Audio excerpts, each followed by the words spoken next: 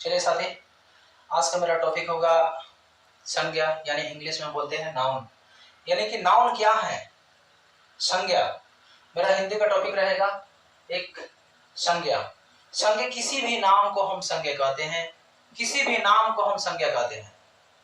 समझना मेरे साथी कि संज्ञा हम पहले से कुछ लिख कर रखे हैं ताकि आप लोग को ज्यादा समझ में आवे और जल्दी ज्यादा वीडियो बनाने ना पड़े, ज्यादा लंबा वीडियो ना हो सके। सबसे पहले समझ ले कि ये संज्ञा, ये क्या है, संज्ञा। संज्ञा कितने प्रकार के होते हैं? सबसे पहले समझ संज्ञा कितने प्रकार के होते हैं साथी? 5 प्रकार के। हम शॉर्ट में आप लोगों को समझाना चाहते हैं संज्ञा कितने प्रकार के होते हैं? 5 प्रकार के होते हैं, जिसे हम इंग्लिश में क्या बोलते हैं? नाउन कहते हैं। What is the noun? A noun is the name of particular person, place, animal or thing। यानी किसी भी व्यक्ति, वस्तु, स्थान, जानवर के नाम को हम क्या बोलते हैं? संज्ञा कहते हैं, यानी नाउन कहते हैं। ठीक है। काइंड्स ऑफ द नाउन, अगर बोले तो kinds of the noun, there are 5 kinds of the noun. There are 5 kinds of the noun. Noun का 5 प्रकार बोलते हैं साथी। चलिए समझते हैं कि संज्ञा किसे कहते हैं। किसी व्यक्ति, वस्तु, स्थान, जानवर के नाम को संज्ञा कहते हैं। किसी भी व्यक्ति, वस्तु, स्थान, जानवर, किसी का भी नाम हो उसे हम संज्ञा कहते हैं। यानी जितने भी चीज दिख रहे हैं ना, जितने भी चीज दिख रहे हैं ना, समझिए कि क्या ये क्या स्केच है, स्केच है, ये क्या है? नाम है इसका। माइक लगाए, ये भी नाम है, ये संज्ञा है। ठीक है साथी, इस पॉइंट को समझने की कोशिश करें कि संज्ञा किसे कहते हैं। किसी भी नाम को संज्ञा कहते हैं। किसी व्यक्ति, वस्तु, स्थान, जानवर के नाम को हम संज्ञा कहते हैं। किसी भी नाम को संज्ञा कहते हैं। ठीक है। A noun is the name of the particular person, place, animal or thing। Example में समझ ले, जैसे राम, मोहन, सोहन, जोहन, जो भी समझ ले। पहाड़ है, नदी है, तेल है, घी है, भारत है, अमेरिका है ना, टेबल है, कुर्सी है, किताब है, कॉफी है, ये सब क्या है? नाम है। तो सारा का सारा संज्ञा है। साथ ही इस संज्ञा को 5 भागों में बांटा गया है। इस संज्ञा को कितने भागों में? 5 भागों में।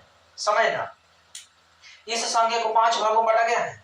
तो पांचों, ये सारा का सारा 5 भाग में बांटा गया, इसलिए तो थोड़ा सा आसान बने समझने में आसान हो जाए साथी। अब सबसे पहले संज्ञा में व्यक्ति, व्यक्तिवाचक संज्ञा, उसके बाद जातिवाचक संज्ञा, है ना, उसके बाद हम समझे कि द्रव्यवाचक संज्ञा, उसके बाद द्रव्यवाचक संज्ञा, समूहवाचक संज्ञा, उसके बाद क्या बोलते हैं? भाववाचक संज्ञा। ठीक है साथी, समझना। देखिए यहाँ पर हम आप लोग लिख कर रखे हैं। सबसे पहले हम समझ लें कि व्यक्तिवाचक संज्ञा, व्यक्ति है जिसे एक व्यक्ति का बोध है, खास नाम का बोध होता है। व्यक्तिवाचक संज्ञा उसे कहते हैं, इसे इंग्लिश में प्रॉपर नाउन कहते हैं। किसी व्यक्ति का एक खास नाम का बोध होता है, उसे व्यक्तिवाचक संज्ञा कहते हैं।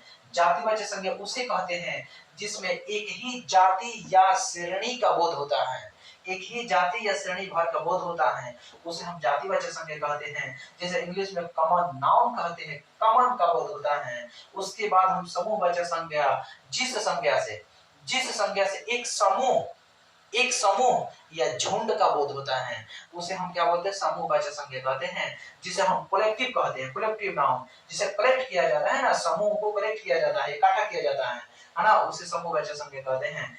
द्रव्यवाचक संज्ञा साथ ही उसे कहते हैं जिसे मापा जाता है, तौला जाता है, लेकिन गिना नहीं जा सकता है, जिसे गिना नहीं जा सकता है, उसे हम क्या बोलते हैं? द्रव्यवाचक संज्ञा कहते हैं। ठीक है साथी। उसके बाद है भाव का, जिसमें महसूस किया जाता है, भाव प्रकट हो, महसूस के, जिसे बोलते हैं ना कि ये व्यक्ति अमीर है, तो हम सोचते हैं, कोई बोलता है ना कि ये लड़का बहुत तेज है, जैसे राम तेज है, मोहन तेज है ना, सीता, गीता, रीता, ये सब बहुत तेज लड़कियां हैं, इंटेलिजेंट हैं, है ना। इस तरह की जो भावना होती है ना, तो हम सोचना शुरू कर देते हैं, तेज है, तो इसका महसूस होता है, भाव प्रकट होता है। यही इसी को कहते हैं भाववाचक संज्ञा।